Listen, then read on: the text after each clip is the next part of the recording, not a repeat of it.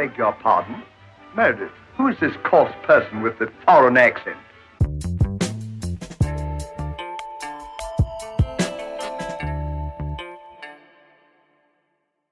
It hasn't been easy, and at times it feels like the establishment doesn't want people like him to succeed, but he's done it anyway. That makes this book even more compelling. Hello, I'm Danny, and this is Sylvia. Yo. Apparently, in the beginning of these things, I meant to say follow, subscribe, share, do the internet buttons, all the stuff. I'm not doing that enough, they say. So follow, subscribe. Oh yeah, I mean, the name of the show would probably help, right? Yeah, what shall we subscribe? In the beginning, there was. This is the Talking Ass. There you are.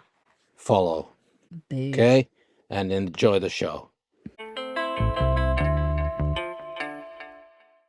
Hey, Christian, welcome back and congratulations. You published the book, yeah?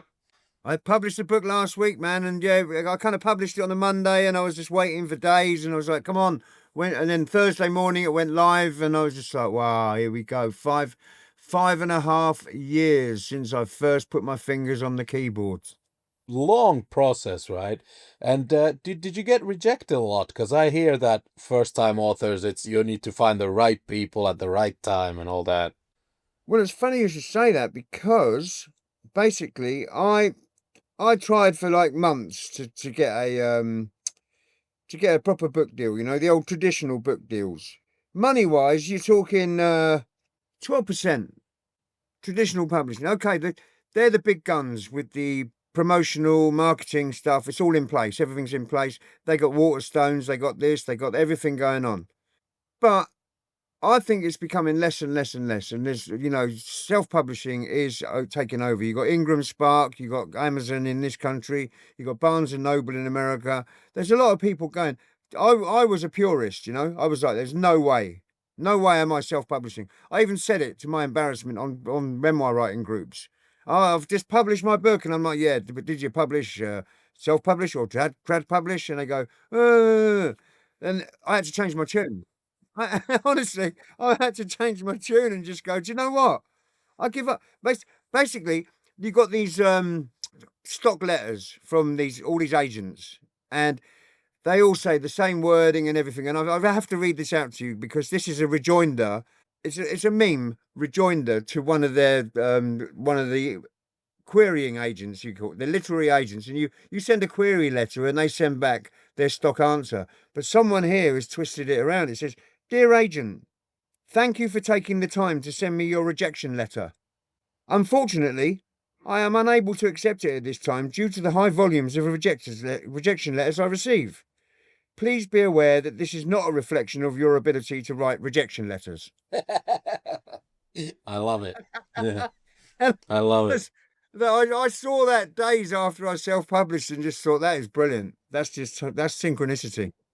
And by the way, agents and all that, I'm sure there's fantastic ones there who've made a great career for a bunch of talented people. But some are lazy, man. Because do you know that I get emails from book agents who just have some software that tells them that here's a name that has appeared on the internet and has been seen by X amount of people. And some AI has told them, this guy seems like he's written a book. The AI is probably misunderstood because you've been a guest and other authors have been guests and we've talked about books. And then they just email me wanting... It's thrown you in that bracket. There's nothing here you can get 10% off of, you know? I had got it. The thing is, Amazon, you get, when you go on Amazon, you tick the 70% box and you get 70% royalties. So there's, obviously I'd love to make a living by being an author, and part one's done now. And then part two is going to be written in 40 years time or something, or maybe 30. But I also want my message to get out to the world, because my book is a handbook on resilience and survival. And actually, it's about survivability. You've read the book, right? Yeah, I did. Man, awesome book. If I can survive what happened to me, then people who are bemoaning the fact that they had to go through lockdown, and now they're not able to function because of a 6 months of being locked down because of COVID. You know, it's just like it's worlds apart. Yeah. Quick context for those who are joining us from less than 6 months ago or so when Christian appeared. Go back and listen to that episode. It's about Christian's life, a fascinating story, and the book was about to be published. Now it's out. Find the link in the description. I have to say about it, it made me laugh, but I wonder whether that was because I now know you and I imagined your voice and your face and you're a funny guy. Or like, is it actually funny to other people? That's what I was wondering. Because I thought some of it was like really dark humor and stuff, you know. There's some dark humor in there. There has to be. There has to be. You know, that's the survival aspect, I'd imagine. But yeah, I mean, it's interesting because since our last interview, I've been on the university public speaking circuit. I gave a talk at my Darwin College, my Cambridge University College, in October. And same as all these talks, you rock up at a talk and, you know, it's all advertised and you see your face and your name on the billboard outside the room. And then you walk in there and you don't know if you're going to have an audience of 0 or 25. This was in the Richard King room where Darwin College keeps all their trophies and Nobel Peace Prizes. And there's all these, you know, descendants of Charles Darwin staring down from these gilt-framed paintings all around the wall. You know, it's really pretty fucking posh. And I didn't know, but the master of the college turned up, and the dean, the deputy bursar, loads of academics and friends, and it was just, and this is a lunchtime thing, so they're all eating their food while I'm giving the talk. And then on Monday just gone, I gave a talk at University of West London, a talk and a book reading, because the reason I'm getting invited to give a lot of these talks now is because my compatriots at Cambridge 6-7 years ago are now professors of criminology in various universities scattered all around the world. I'm being invited to Bolivia, Canada, Sydney, but at the moment I'm kind of concentrating on the UK. And you're doing the audiobook in your own voice, right? I'm doing the audiobook in my own voice, but at the moment, honestly, Danny, the audiobook. I tried to do. I meant to finish it and complete it over the Christmas period because I had 2 weeks off. But I tried twice and I ended up with a sore throat because I'm not used to reading out loud. And then I've had to resign myself to the fact that it might take a couple of months, which is why I just ended up publishing the Kindle ebook, the paperback, the hardcover. I just thought the audiobook will happen, but at the moment, I feel like I'm stood at the bottom of a mountain looking at its peak and I can't find the volition to take that first step because I'm looking at the whole mountain. Yeah, that's it. I need to start realizing, you know, the prologue is very short. Chapter 1's very short. So petit à petit, as they say in French, you know, I just need to take it small chunks at a time. So your promo tour includes a bunch of universities because that's where your contacts are. But what about doing prison tours? Because that might be where a lot of your readers are as well. Huh. You've said before on this show that you won't enter a prison voluntarily again. So I don't know. It's not so much that. It's like, oh, this is part of my talk is, you know, the prison estate, the whole carceral system today. It's all geared, it's a biblical pound of flesh. The people, there's some very, very good people trying to do some very, very good work in prisons, but they're up against it. There's the funding. There's no funding, you know. The probation services are stretched, the social services are stretched. The education departments in prisons, it's also stretched. Do they really want to rehabilitate? No. The liberal left do-gooders, yes. But those in control of the carceral system, do they really want to rehabilitate people? I just think it's like, you know, lock them up, throw them away, throw away the key, revolving door policy. The judiciary is addicted to, you know, there's restorative justice, there's community service, there's alternatives to imprisonment. But the judiciary is addicted to locking people up. Yeah. I agree. It's a broken system. Do you think they wouldn't invite you because they don't see the value in someone like you coming to? I'm not in touch with anyone in the prison system. For bitterness or these or political reason. No, just purely accidental, because obviously my contacts are in the Cambridge University and the web of universities that my compatriots from my master's period have grown out to, because they've, I did two in Birmingham that came from a criminologist called Evelyn Svingen. She's Scandinavian, I think. She invited me to Birmingham. Greg Nolan invited me to London University on Monday. But the prison thing, I don't like going back to prison. I hate it. And the funny thing is, I received some messages today from a lady that had read my book, and I said to her, people always say to me, you could be a probation officer, you could be a drug counsellor. Why would I expose myself to such depressing statistics? 60% failure reoffending rate coming out of prison, 90% failure rate at rehab. So my gift to the world, and she actually considered it a gift. I'll read you quickly what she said. So my gift to the world is my book, and like I say, it's a handbook on survivability. And by the way, it's a hell of an effort, and it's well written. It's like dramatic and funny, and I don't know what the proper fancy book words are, but I'm just gonna say it's really good. Like, this is The fancy book words. really good here. Yeah, you did something really proper here. Yeah. It took so long as well. It's just 6 years I left Georgia, Tbilisi in Georgia, because I couldn't earn money as a musician anymore because COVID came along. My friends actually literally said to me, you come to our meditation ashram retreat in near Condom in southwest France, near the Pyrenees. Come here and write your book. Had it not been for Max Bradley and Stephen Bradley, my book may never have even been written. So I flew out there mid-COVID. It was quite scary, going through Paris airports and all stuff like that. People everywhere, masks on, and you know the deal. And and then every night I just drank a bottle of wine and and it was beautiful, because I say it was beautiful, but obviously it's traumatic, and there's some horrific events in that book in the first half of my life. But it was beautiful being able to just be on my own in this room with my laptop, drinking a bottle of wine every evening, bottle of nice, beautiful red, because I was surrounded by vineyards. And then I'd be typing away, and then you'd stop typing, and then it kind of like, zoom, and come back to reality. I'd actually literally reliving every aspect of every chapter of my book, reliving it, and then zooming back into reality every time I kind of stopped and took a breather. It was a wonderful feeling. All right.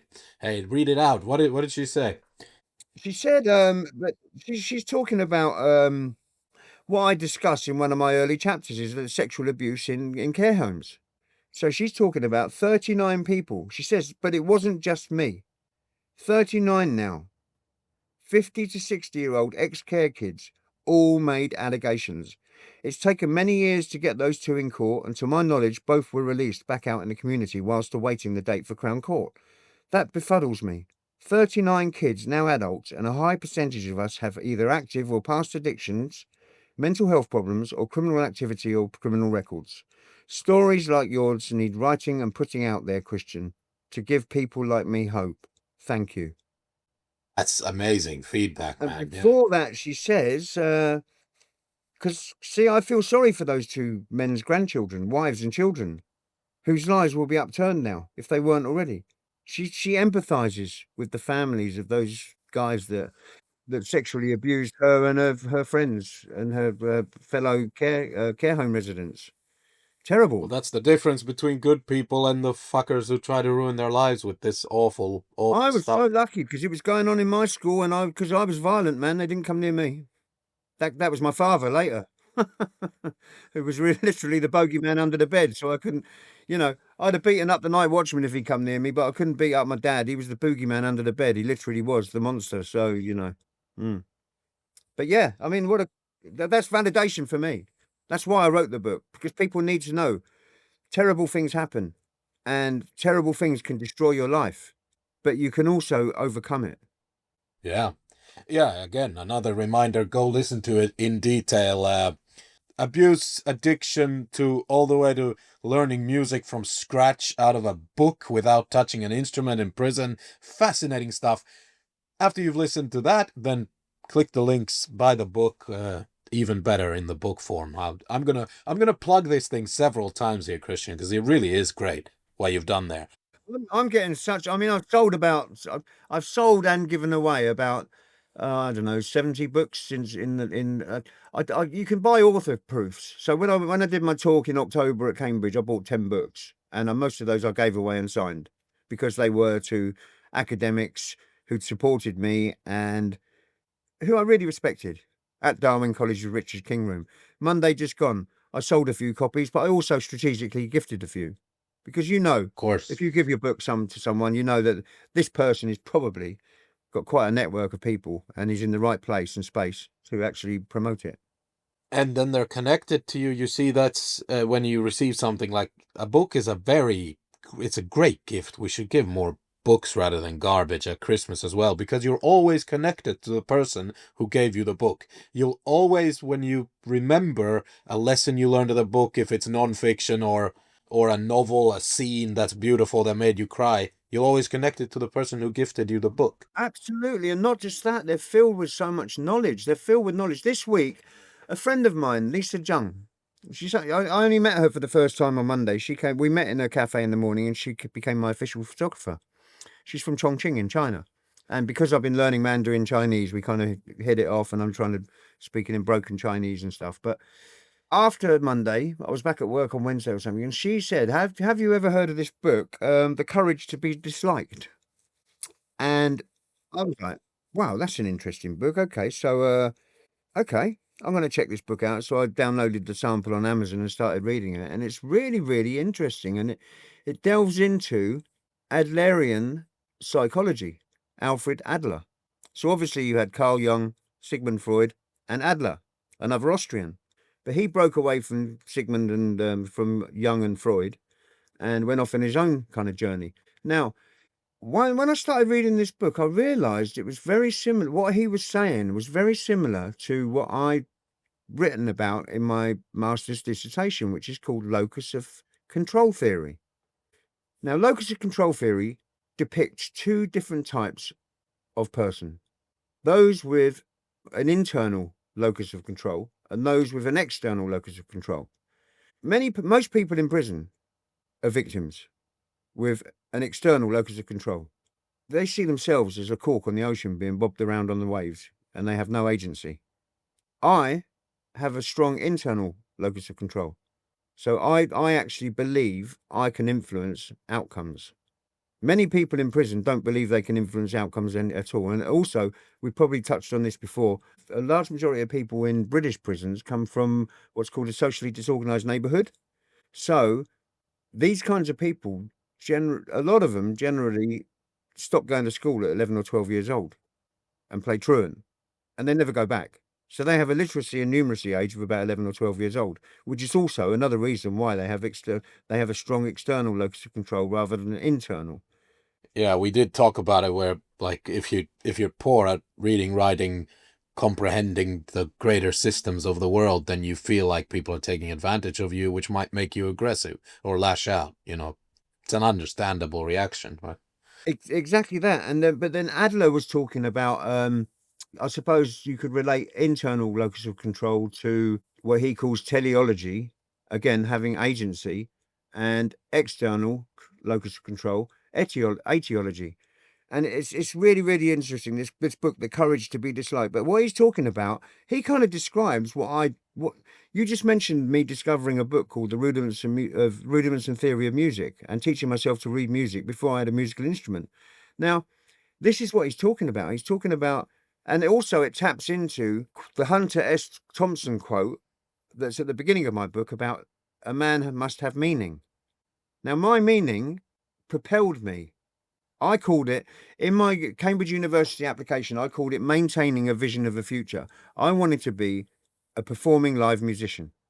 And that gave me the agency. And also, it's a self-fulfilling loop. You learn music, you get better, you start performing. It validates its own self as you become better and better at playing music. So what he's talking about is it's having that sense of purpose, maintaining a vision, realizing you have agency. this is so important when it comes to wanting to break free from any kind of substance abuse, alcoholism, drug addiction, any of those things. You need to discover something probably that you used to enjoy when you were a child. Music, art, poetry, literature. People need to look back at what they used to enjoy, what used to motivate them, and then rekindle that and create a vision of a future. Yeah. This is interesting, actually, that rediscovering something from your youth. I haven't said this publicly anywhere before, but I'll tell you now and everyone else.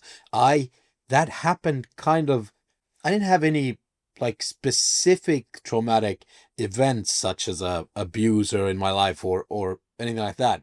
But I had a stressful period in my life. And when I left, I went back to music I was into as a teenager and hobbies. Like that's when I got addicted to golf, like really badly, because that's something I did as a kid before I removed myself. Nobody pushed me, nobody forced me. Well, the law kind of sort of forced me, but whatever.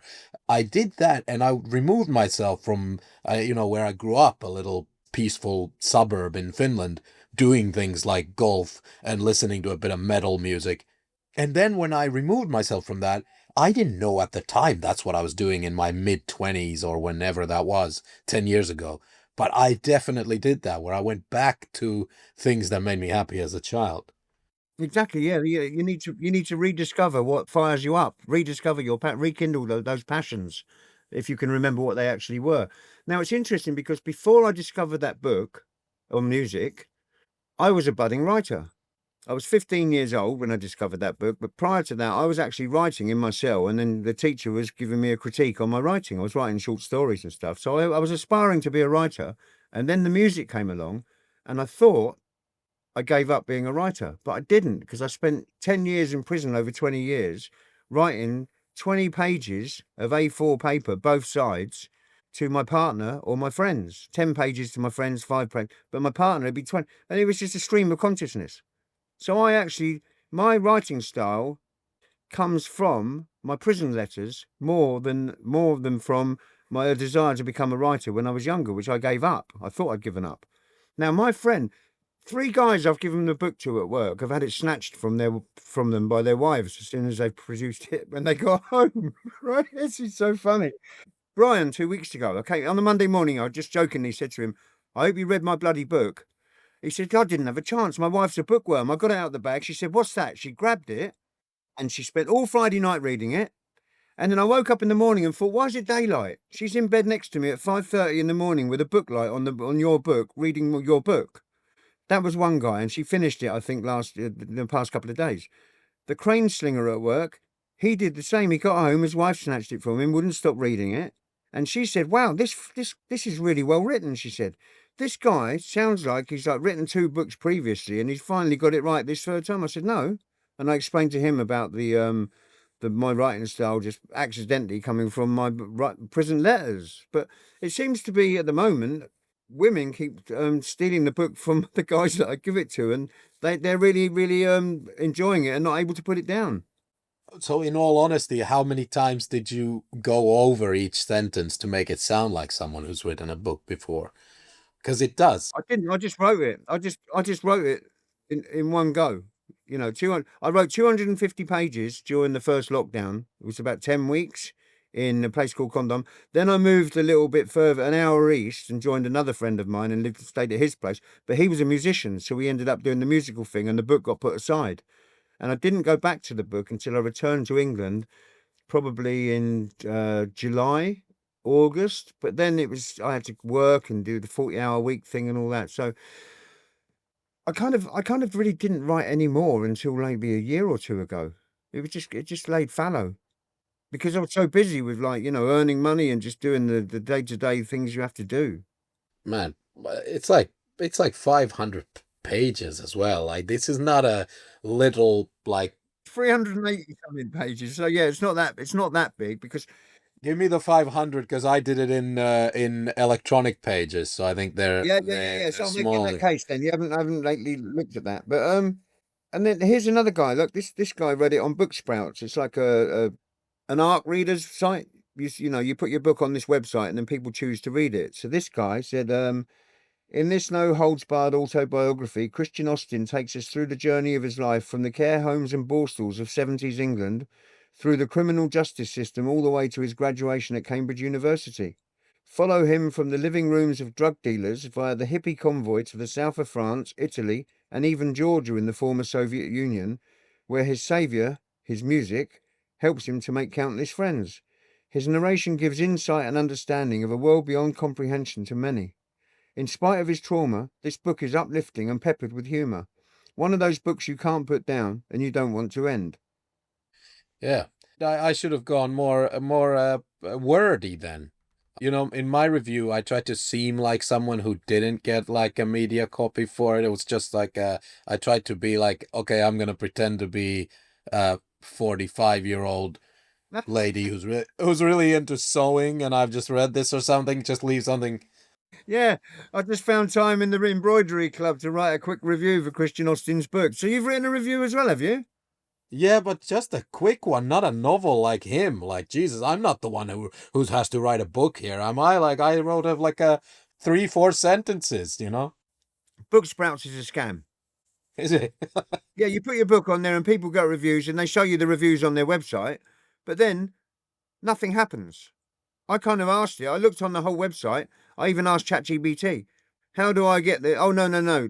You have to contact the individual people and ask them to put it on the review on the... So you're paying $9 a month to find ARC readers, but the actual placing of the reviews on Amazon is down to the individual ARC readers, not Book Sprouts. Whoa! So well, I'm So obviously your review then was the one that I read, and I didn't know who it belonged to, and I couldn't do anything with it. Oh, so I would now do something. I'll do Amazon wherever you need me to, and I'll go wordy like that guy as well. Like that's I can do better. Listen, that's not wordy. This is wordy. Listen to this. I got one this evening. I can't. This one, I can't believe it. I read it and I was just like, wow. It's just like Christian Austin's book, Resilient, is written from the heart. He openly shares vivid experiences and tales of a wild past that has culminated in the wonderfully insightful character. Someone hell-bent on turning hardship into strength and using what he's learned to help others. It's honest, raw, funny in places, and genuinely uplifting. You don't feel preached at, you feel pulled along by someone who's lived it, learned it, and is now determined to make something meaningful out of it. What really comes through is just how hard the journey has been. It hasn't been easy, and at times it feels like the establishment doesn't want people like him to succeed. But he's done it anyway. That makes this book even more compelling. It's not theory, it's lived experience. There's real wisdom here, but it's delivered in a way that feels human and relatable rather than polished or performative. If you've ever had to rebuild yourself, rethink your direction, or simply want a powerful reminder that change is possible, this book will land. A brilliant read, inspiring, courageous, and full of heart. Now that's wordy. These people are so nice. Do they not have jobs? Like, I did it quickly. I wrote like, I loved it. What a story. So entertaining and well written. Thank you very much. Bye. Like, If you look at Amazon reviews, some of them are 3 words, some of them are like that one I just read, and some of there's something for everybody. You only have to write a few words, but it has to be an honest review because I can't strong arm anyone to write reviews. Otherwise, I get in trouble with Amazon, and I can't offer you any kind of incentives or remuneration. Not allowed. now that we've done a little bit of wanking in front of the mirror, you do Yeah. know that on this show we are also committed to hate mail and in fact welcome it. So anything bad you can read for us? Who hated it? Give us one. I haven't found one yet. I haven't. No, honestly. You know what? It's like if this is your first time, you've obviously done more work than I have for this, but for both of us, this is like first time pushing ourselves out there properly. I appeared on other people's shows, but that's like fleeting because those feeds get filled with the next guest and the next guest. That goes away, kind of. Yeah. That's why I instantly went in, you put on the body armor and you expect the hate to come. Yeah. And Yeah. man, it's such a tiny percentage of the internet. I think most of the people who get proper, Like if the majority of their feedback is negative, is they're trolls. They're trying to get that reaction on purpose to Yeah. make people angry, because anger works on the platforms. It keeps people addicted to your stuff because they get angry. Normal people who are trying to do a good thing and a nice thing or a funny thing, most people are supportive. The vast majority, right? Most people, of course, they are. I mean, you know, those haters, they're just a sad minority, aren't they? Fortunately, but you know, I mean, I've studied it, because there's a lot of people out there listening that might actually be interested in how you write a memoir and how you go about writing a memoir. There's people on have commented on my Facebook post and said, "Oh yeah, we need to have a chat because I'm in the middle of writing this and that." But you know, I've researched the writing of memoir, the publishing of memoir, the proofreading, the editing, every aspect of memoir writing, and some of the stuff I've read is actually, do not read the reviews. Don't even bother reading your reviews. Now, everyone's got a different type of book. Everyone's got a different story, and maybe some stories attract more negative reviews than others. I don't know, but you know, maybe there'll come a point where I'll go, oh, hang on, they were right. Maybe I shouldn't read these bloody reviews. That's awful. I don't know. Because there's some awful stuff that happens in my book, and I'm sure some right wing, you know, some right wing evangelist Christian maniacs might just freak right out, you know. 17 Hail Marys and 15 Paternosters. It's not them. I think you'll be shocked. I think the only people who maybe might be disagree with some people are from within the system, like social workers and prison workers who work really hard and disagree about where the system is and so forth. I don't think there'll be it. I would be shocked if anyone. I would honestly, with the right wing evangelical Christians, I wouldn't be surprised if they contacted you and invited you to speak. This is their kind of redemption story, isn't it? Like this, they love It this. certainly is, yeah. It certainly. I mean, there's guys at work. One of these other guys, his wife's. Well, actually, I signed it for him, and he said, "Yeah, her name's Sue." So I signed it to his wife, Sue, and He said to me yesterday, "Oh, she's on chapter 17," and I was like, "Whoa, okay, she's already read the really bad bit." And he was like, "Yeah, I know what happened, man. I know what happened to you and all that." And I was like, "Wow, okay." Because everyone at work, one of my bosses, I gave him a book. I didn't sign his one, but he actually bought a copy for me. And he said to me earlier this afternoon, he said, well, you know, I was born with a silver spoon in my mouth, and I'm a kind of like a posh kid, you know, so I'm just going to be like, going, oh my God, this is what happens to working class people. I said, you don't know the half of it.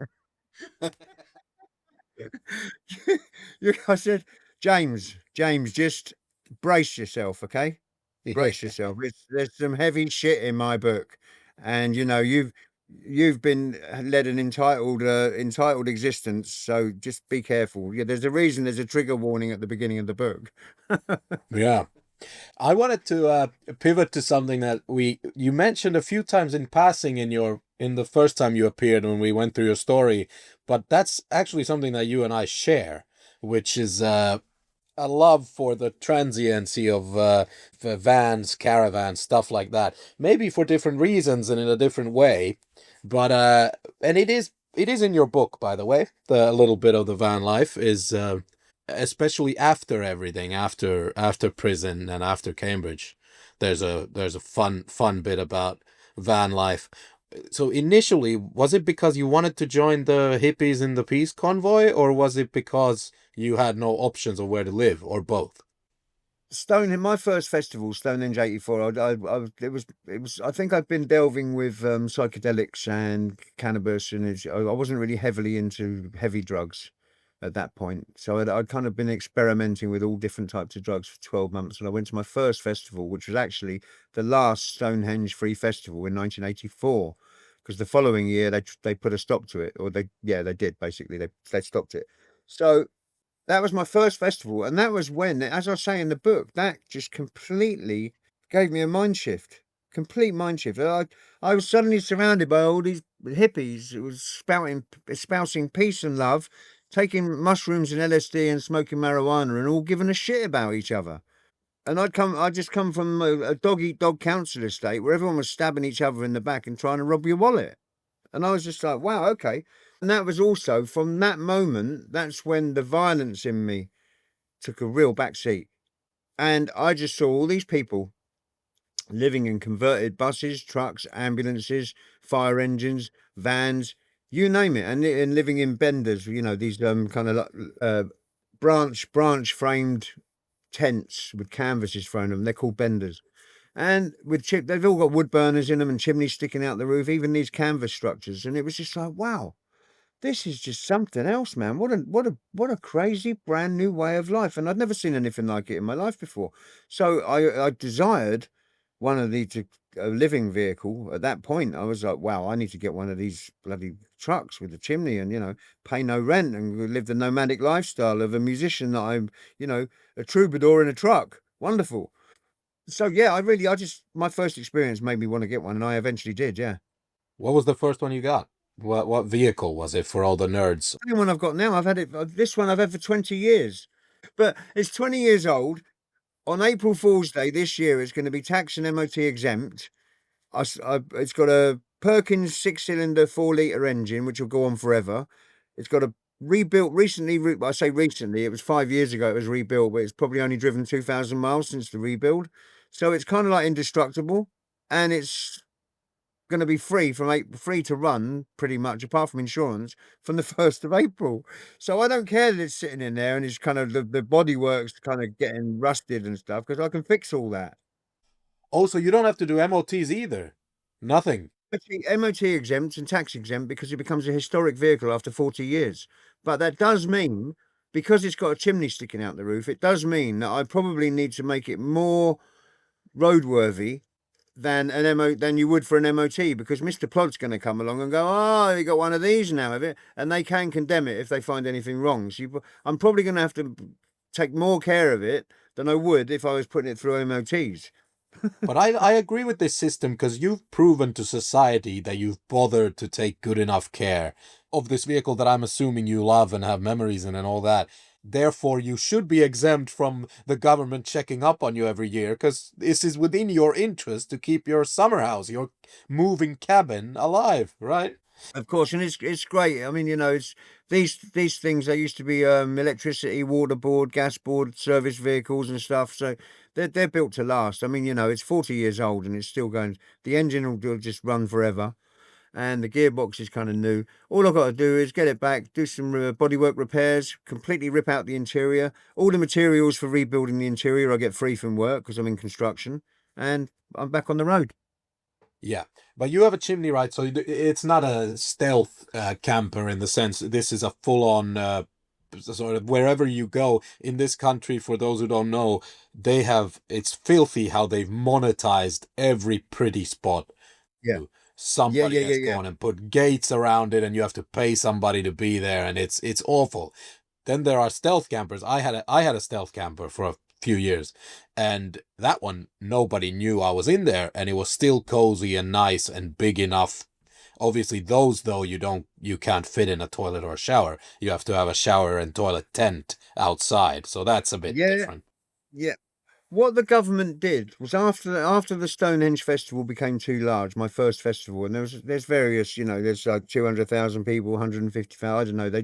The field opposite the Stones at Stonehenge was just full of vehicles, hippies, and it was a police no-go zone, basically. So the following year they said this isn't happening anymore, and then that was in 1985. It was called the Battle of the Beanfield. You'll find it on YouTube. It was a really, really terrible day for everyone. The police just smashing windows, babies lying in broken glass. I mentioned it in the book. And then in 1997, they completely changed the driving license laws. So my driving license, which I got before 1997, says I can drive a 7.5-ton vehicle, which my truck is, with an almost 2-ton towing an almost 2-ton trailer. 1997, they changed it to 3.5-ton vehicle. So now, everywhere I go now, I see these stealth vehicles, but they're like transit vans or Mercedes Sprinters, 3.5-ton vans, because that's all they're allowed to drive now, unless they go and pay for a C1E new special driving license to drive a bigger truck. Yeah. So in one fell swoop, they deliberately enforced a law that would stop people because people at 17 years old could buy a 50-seater bus and turn it into a house. Yeah. And they've stopped that. Yeah. So now it's basically whatever the largest vehicle you can rent from a vehicle rental is the same size that you can convert. Yeah. Yeah, I went with a Chrysler Grand Voyager, And Yeah. pros and cons. So pros, this was during COVID time when everyone was doing it, but the prices of actual camper vans went through the roof. And so did the prices of domestic British tourism, because not so much international tourism was going on. And I've always loved mini breaks. You know, Friday after work, go somewhere Yeah. for a couple of nights and come back. And in Britain, that's awesome. You can do it very cheap and in nice different places. Now they took all that away. So I was like, okay, well, what about, I mean, I've never done any handiwork in my life. I had help from my girlfriend at the time, and now fiance, and I thought, what about we just try it on our own? I'll get a big car that can easily fit a double bed, and then we focus on the bed. Then we start putting in things to make it cozy and nice. And Yeah. basically, because the thing had seats that folded into the floor, I took some of the seats out, which left like this, like his and hers storage the size of a car seat. So massive, like closet, basically, in the Cool. floor for your stuff. Yeah, yeah. It worked. It worked so perfectly. We had lovely trips, and then it broke down. And because of the conversion work we had done, I got my money back for the vehicle, and it was broken down now and not fixed. So someone bought the broken camper van off of me. And you made your money back. No way. Apparently we did a good job. Like someone came looking and said, like, yeah, like this, I mean, I would have done it the same way. Okay, that's really cool. That's really cool. And the only thing, I had a rule where I didn't do any permanent alterations, because I didn't know and I didn't bother to read what all the MOT rules were. And everything was like a removable kit. So the double bed in there also functioned as a guest bed at home. And within 7 to 10 minutes, we could tear off all the curtains, everything, all the cozy laptop stands that were in there, a breakfast table, whatever lived in there. Yeah. Tear it all out, put it in the garage, and it's road legal, and nobody can say And anything. get it back you to know? how its original state. Yeah, yeah. So that was my move. But yeah, you had a proper like chimney and kitchen and everything. Yeah, I mean, with the wood burner and that, and I mean, I've lived in Wales in it before for the whole winter, and there was 8 inches of snow on the ground, and I was nice and I was opening the doors and windows because it was too bloody hot inside with the wood burner going. But the problem back in the 80s with the peace convoy, which is what the media termed all these hippies and travellers living in vehicles. The problem was they were living in like temporary sites, and they were also just crashing, squatting fields and parking there for 6 months, 3 months, 4 months, until however long it took the courts to actually get a warrant to move them on. So if you're living permanently in a vehicle, it's a problem. What you were doing, leaving work on a Friday, going back to work on a Monday, just weekend camping, that's fine. That's what I've always done, because when I convert my vehicle this year again, I'll continue working on the job that I'm working on now. There's a car park with 200 vans, 200 space car park. So during the day, my vehicle will be parked in that car park, and I'll be working. In the evening, I can drive to a lay-by and then return to the car park or even I might even end up being allowed to live in the car park. And weekends, I'll go and find a nice spot on a nice, beautiful hill or in the woods or whatever, spend 2 days for the weekend, then back at work. That's not a problem. It's when you're trying to live in a vehicle full time without anywhere to actually live. That becomes a problem, because then you become a blight. You become a sore on the landscape, and people start noticing you, and then they'll start calling the police or the council, and then you have issues. Yeah. And yeah, especially staying in the same spot for enough time to make someone notice is always a problem. Yeah. Having said that, when I finished my master's degree in Cambridge, this was beautiful, because Ummagumma, Pink Floyd, the double album Ummagumma, Grantchester Meadows, that song Grantchester Meadows. Yeah, I think I've heard it. Yeah. Grantchester Meadows, that's right next to Cambridge. Yeah. It's right next to Cambridge. I lived there in that very truck I'm talking about that's stuck in the bloody mud right now. I lived there for 9 months. Wow, pretty spot as well. In a dog walking spot. I just parked there and stayed there. I only had to move once. Now, a heroin dealer parked up next to me. I couldn't believe him either. He knew my story. I told him my story. I walked in his caravan one day, and he's quite happily smoking heroin on a bit of silver foil in front of me, knowing my history. And I was like, that's nice, isn't it, mate? Thanks for that. I mean, I didn't want any, but it was just like, I was so over it, it didn't matter, but I just could not believe the disrespect. Anyway, Yeah. I think more to do with him than me. We both got eviction notices stuck on our vehicle. So one of my good friends, who's actually a fellow at Darwin College, said, "Come and park in our drive at our house." So I lived in my truck in his driveway of his house for like 2 weeks. And every time I went back to Granchester Meadows, the caravan was still there and hadn't been moved on like they'd threatened.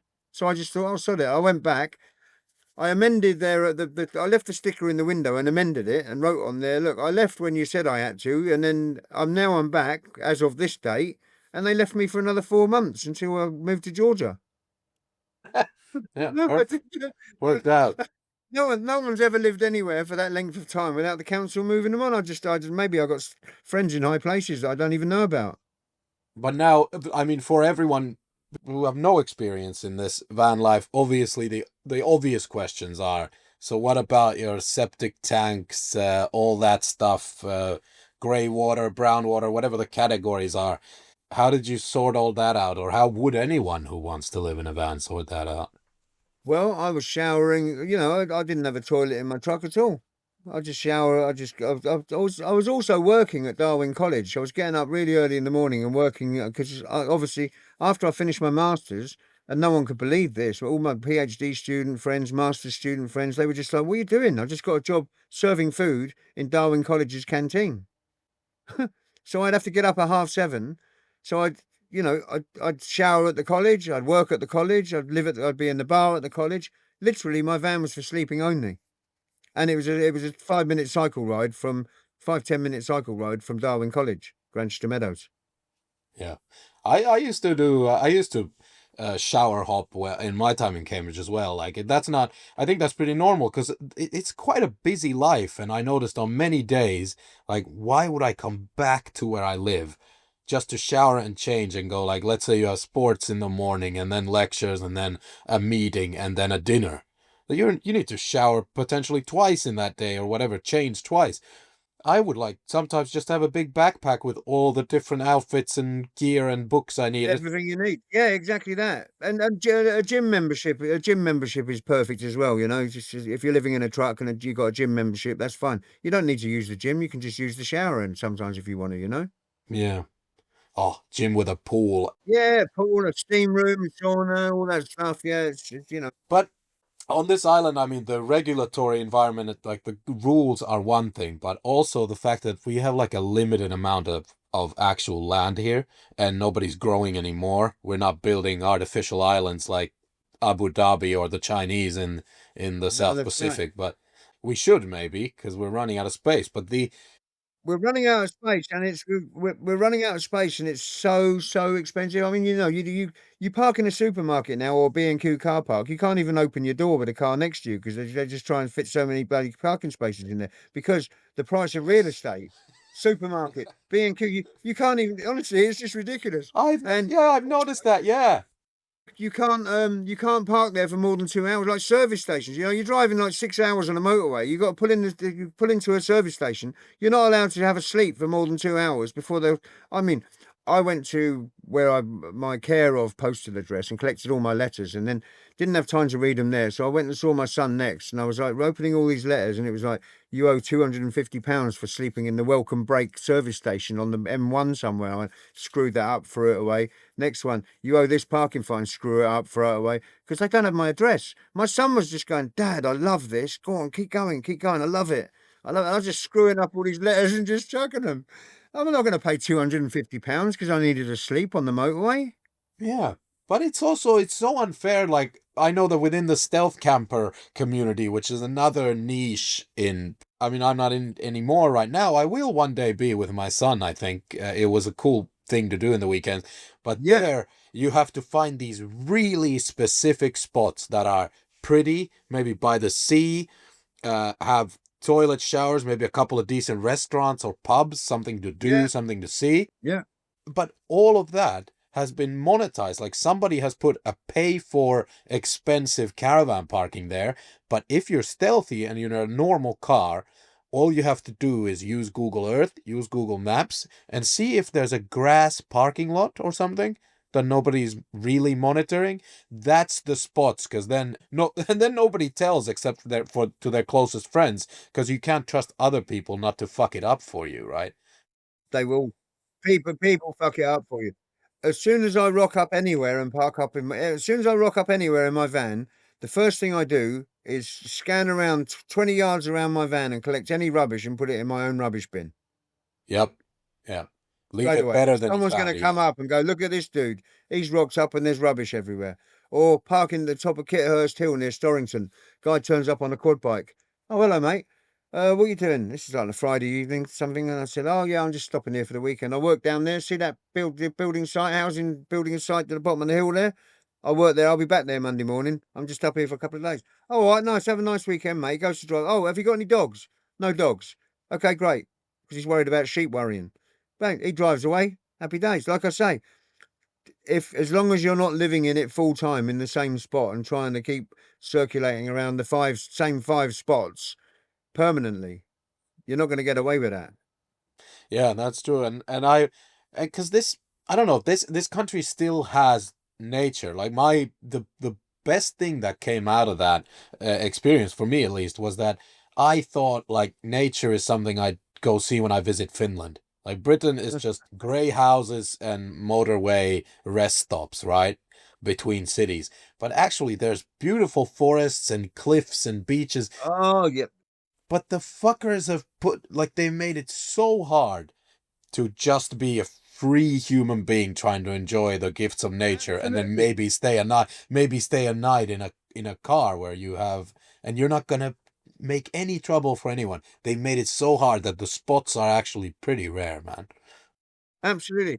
My landlord here, he's got a Rapido, one of those quite big camper vans, and he's always bemoaning the fact that everywhere he goes, when he tries to go down the beach, which is like, only 3 miles from here, there's a big height barrier. You can't get into the car park because there's a height barrier. He's got a disabled badge, which means he can park anywhere, so he's kind of fortunate. But he's had that camper van for about 2 or 3 years now, and I don't think he's used it this year at all, or last year, at all, for that reason.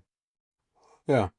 And then traffic's the other thing. Like it's becoming harder and harder. The leaving, when I had this, when was it, 5-6 years ago, and I was more active in this community and this stuff. Back then, you could just, after work on Friday, you just jump in and you go. And it's become like worse and worse trying to get out of the cities as well. And it has like a full hour now to your journey, that I feel like even now in recent times has gotten worse. Especially on a Friday evening. I mean, the guys that I'm working with, they're all from London, and where I'm working is near Hazelmere. It's like they've got a 2-hour journey in the morning, and it's probably 3 hours in the evening. I get up at 3 in the morning. Like I say, I'm preparing myself to do the audiobook thing when dogs aren't barking and there's a low rumble of traffic 300 yards away. So I'm literally getting up at 3, 4. It's a 40-minute journey to work. I might see 3 cars. But the mornings also decrease my chances of being involved in an accident by an infinitesimal amount. Yeah. Oh yeah. Oh yeah. Yeah. There's 3 cars on the 40 minutes. I only see 3 cars. Perfect. So I've eliminated the chance of my being involved in an accident by 50% by leaving that early in the morning. Possibly more. Yeah. Yeah. Maybe that. Yeah.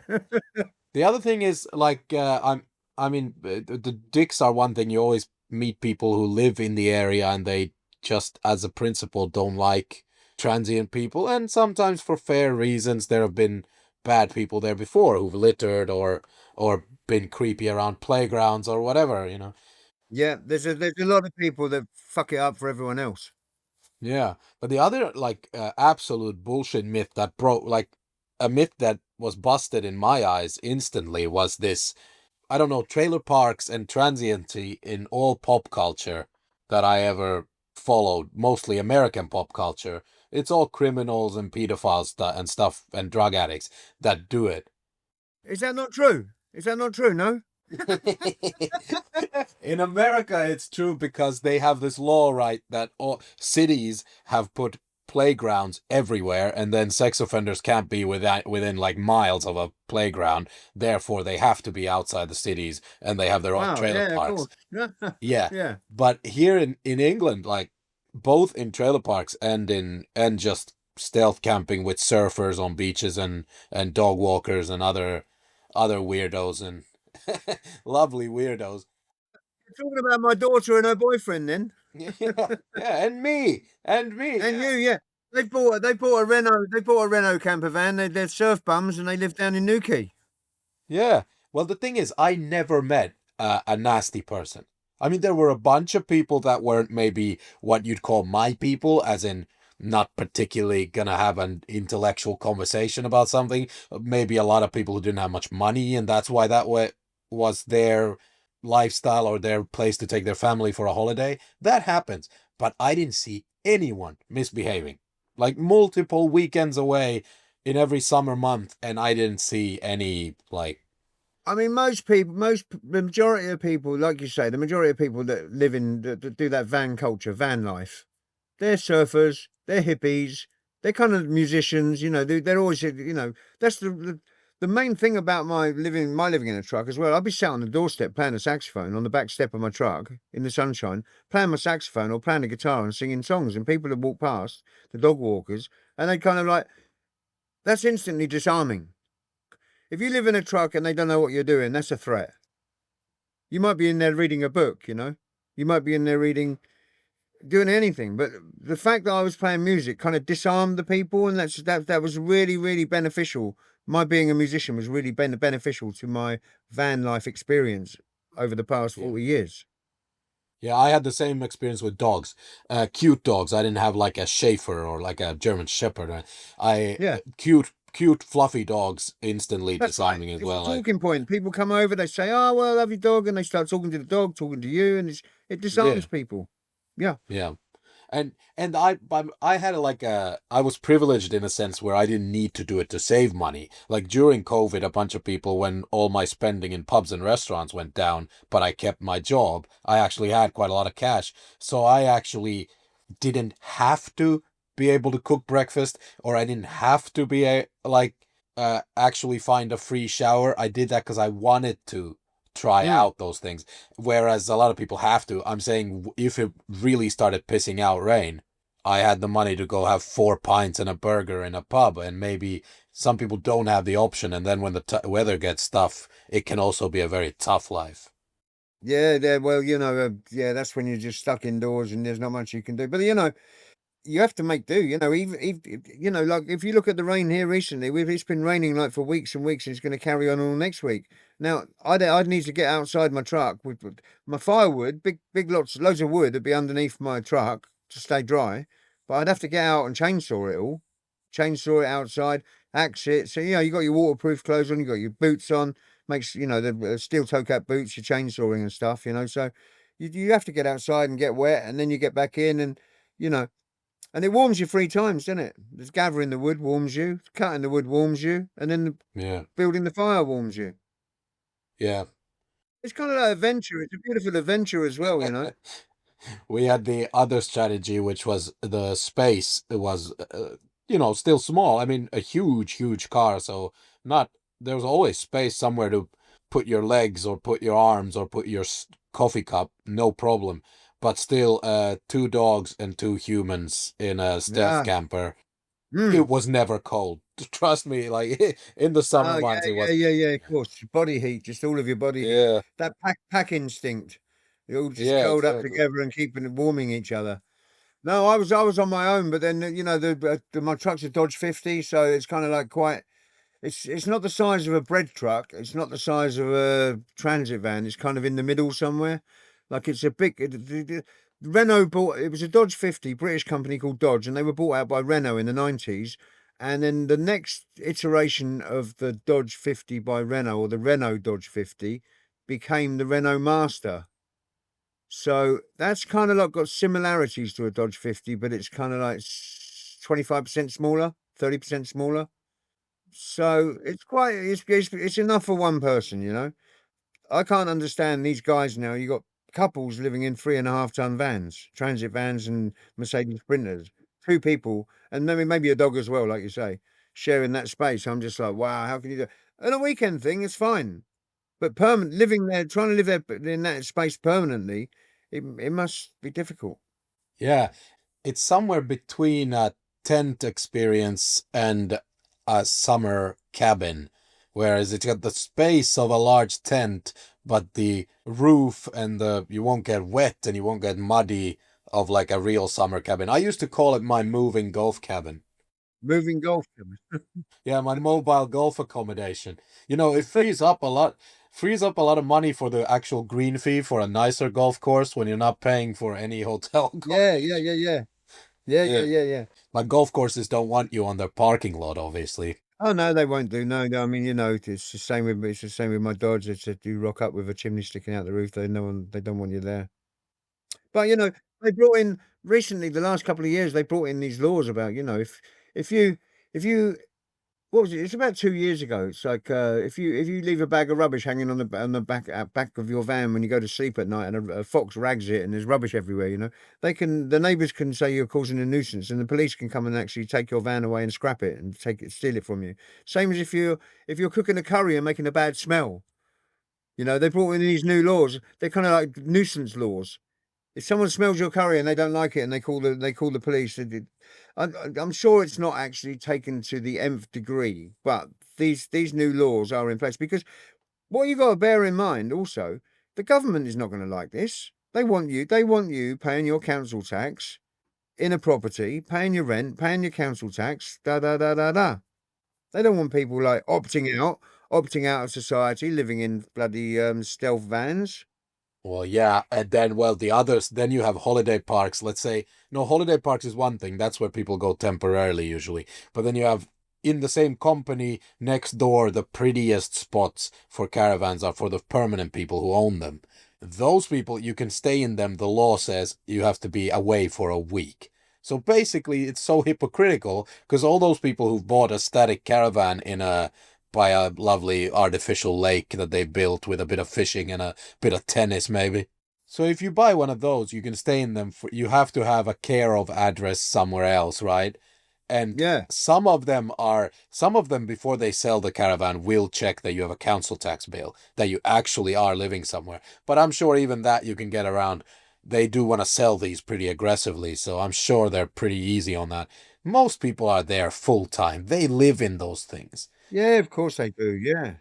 Yeah, and they've built beautiful driveways and beautiful car like garages kind of on next to them. And Airports. Yeah. Yeah, that's right.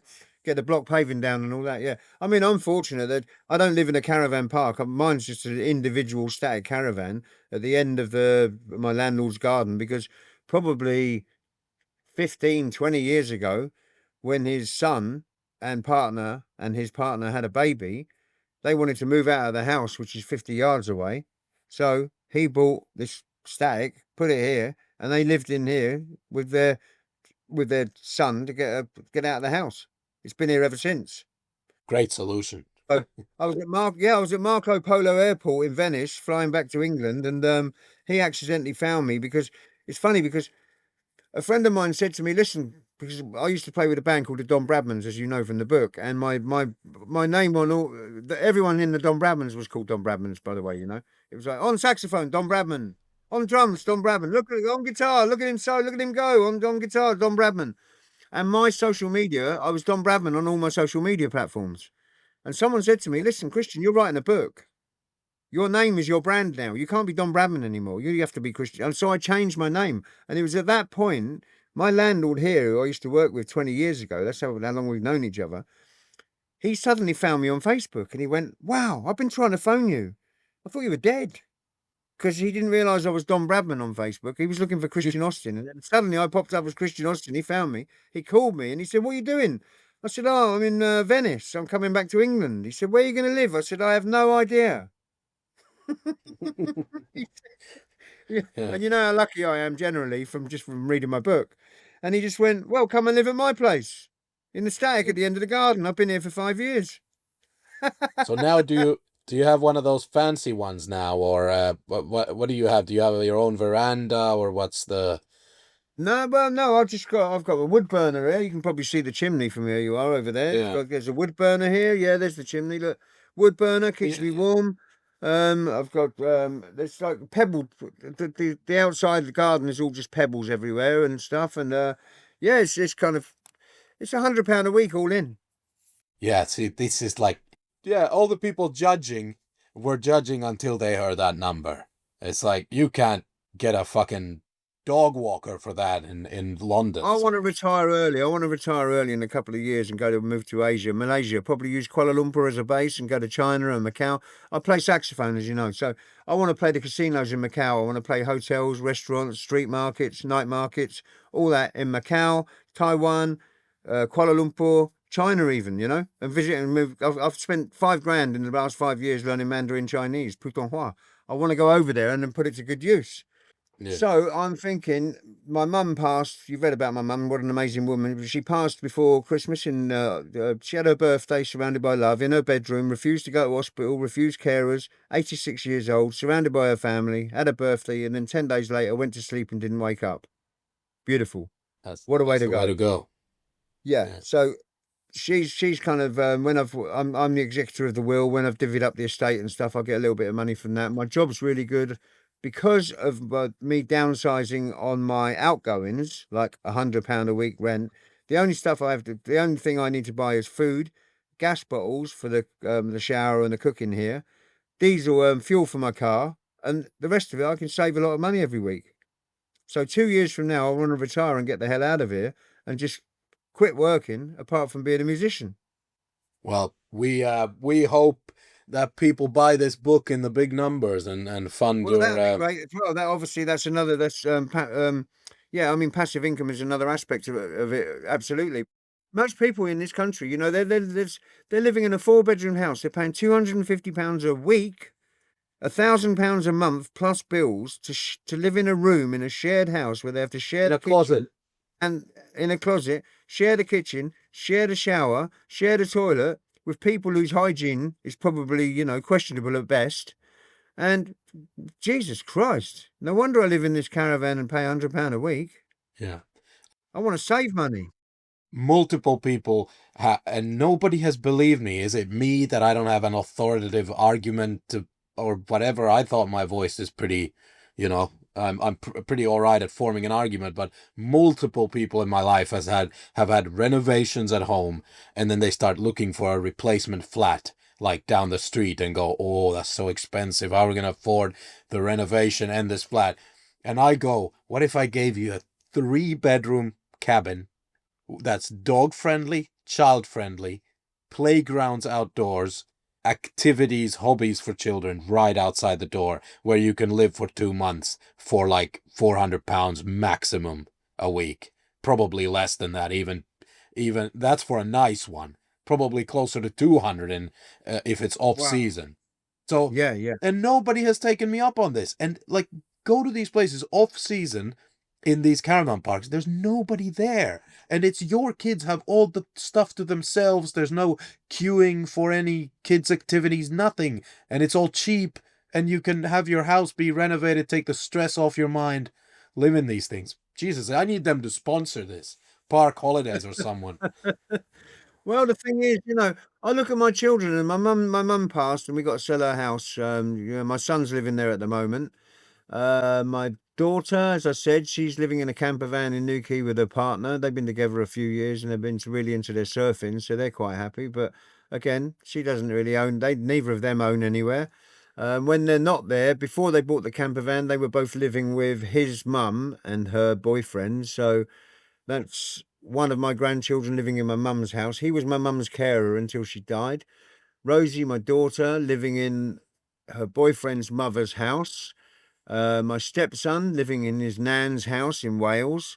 My son married and living in his wife's house in Essen in Germany.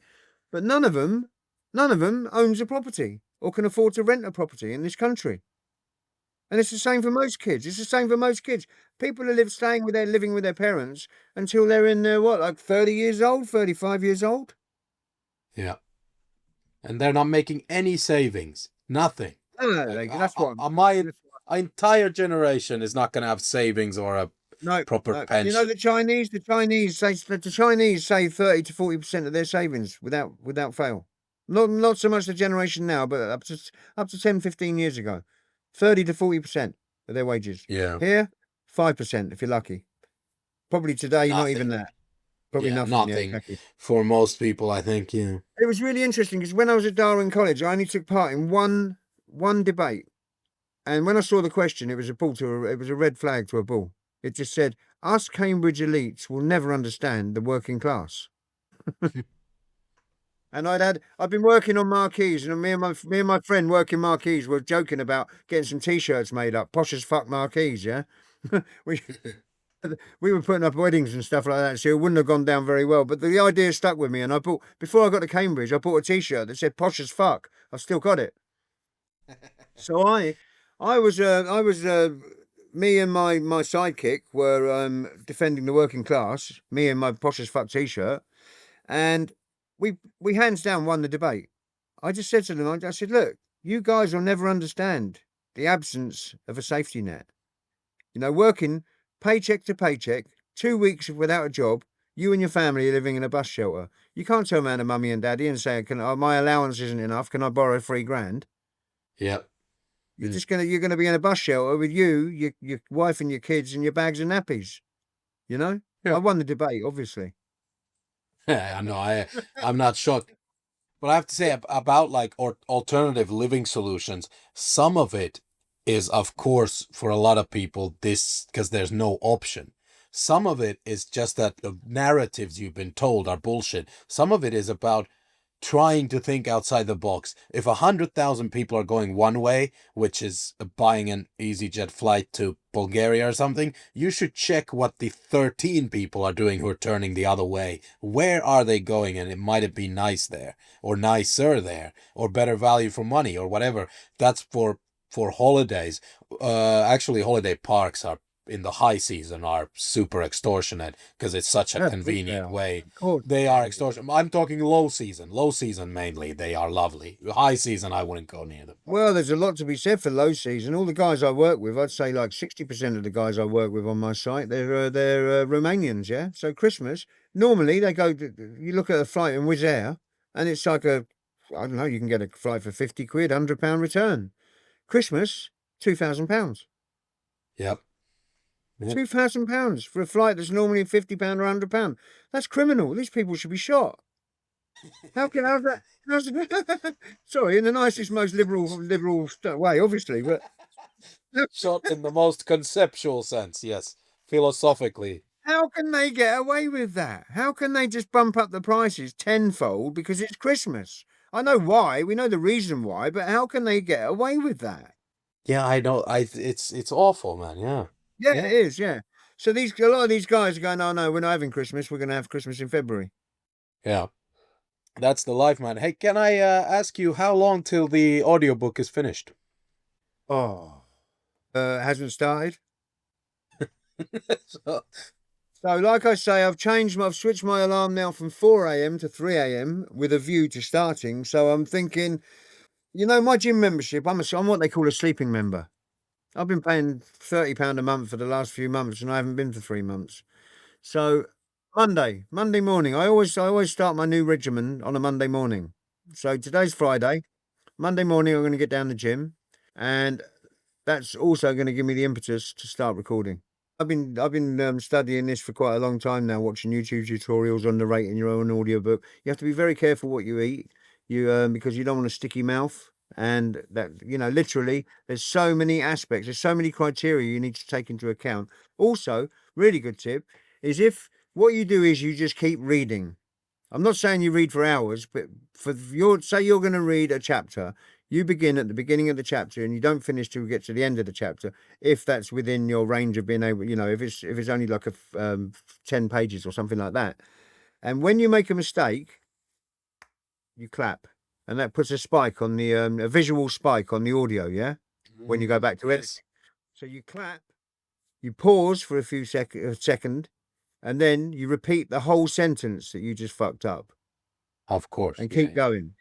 And then if it happens again, clap, pause for a second, repeat the whole sentence. So when you go, that means you get to the end of the chapter pretty quick, a lot more quickly than if you try to do any other way.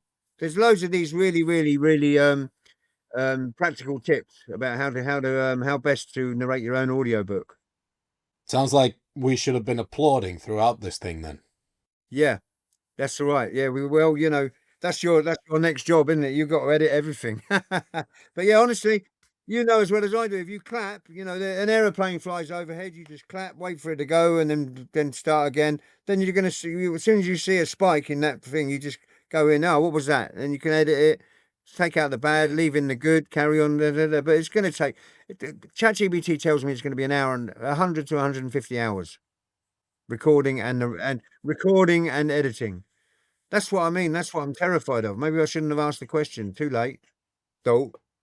No, but it has to be out there, man. It's such a huge market, and like, yeah, and it has to be in your voice. The ones narrated by other people, they suck. I can't even get to the end of those. No one can read my book but me.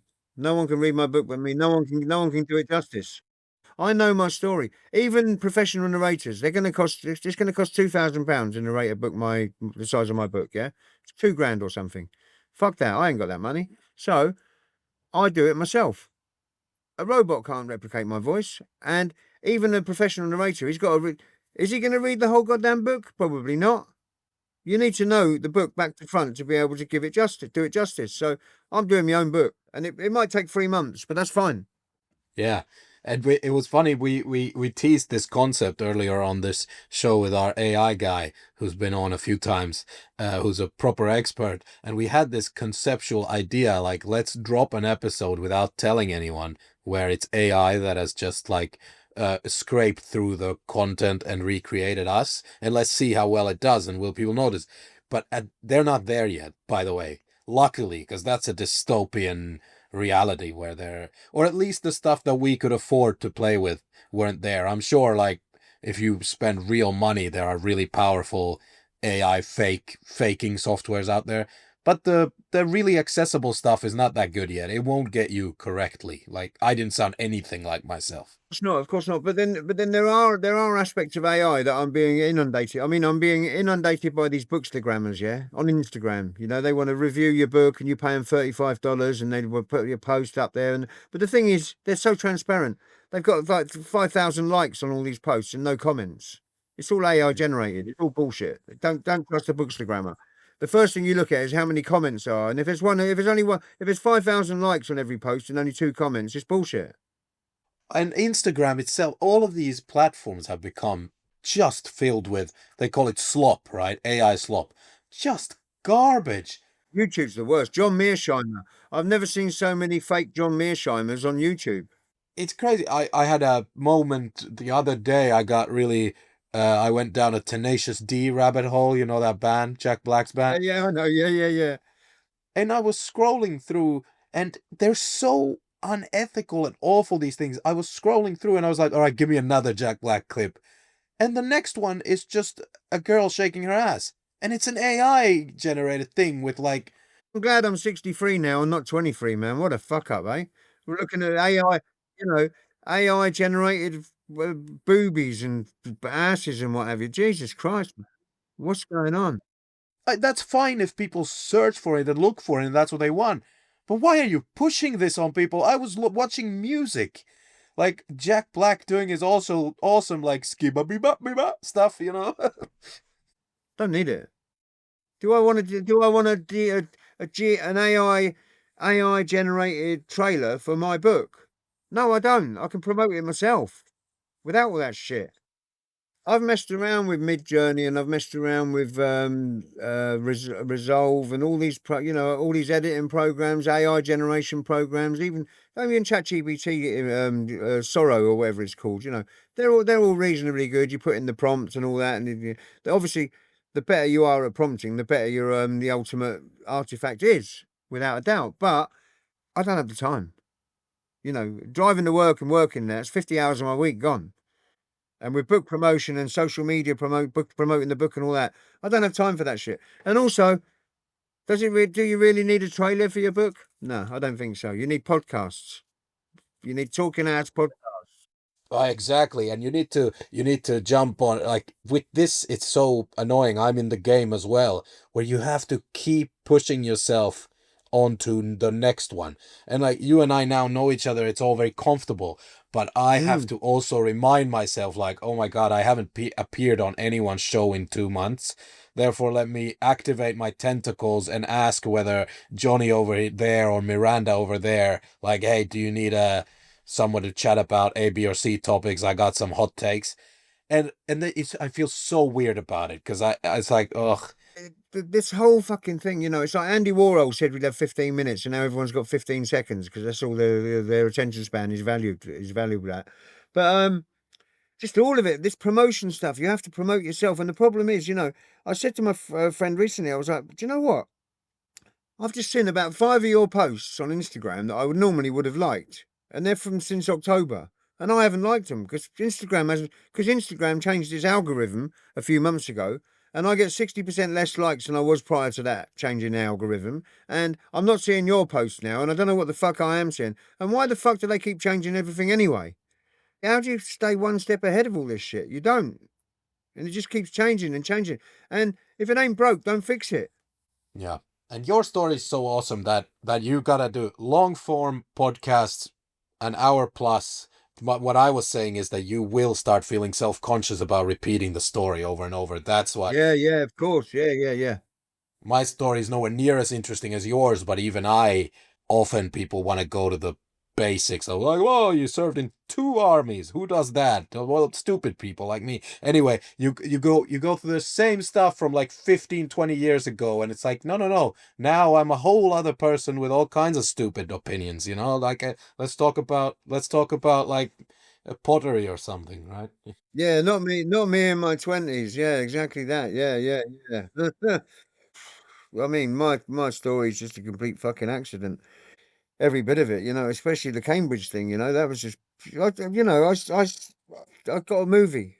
I'll send you the movie. There's a movie of I just downloaded it yesterday off Google Drive. I paid a guy £300 to record my Darwin College talk, and the Q&A was fantastic. And they were just saying, how do we get more people like you to Cambridge? And I was like, now there's a question.